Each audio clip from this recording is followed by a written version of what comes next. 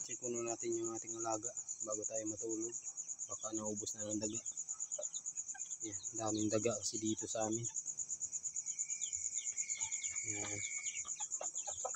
Dito pa naman. Yan tayo dito. Isa. May kasisiyo pa tayo dito. Yan.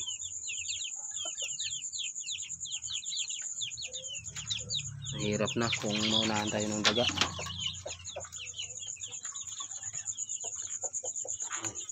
Ito yung bagong pasisyo natin dito nakalagay. Oh. Yan. Ito yung mga heritage na mga pasisyo. So may ilaw to kasi wala silang hinahin. Yan, may mga shamo din dito guys. Yan. So yun lang.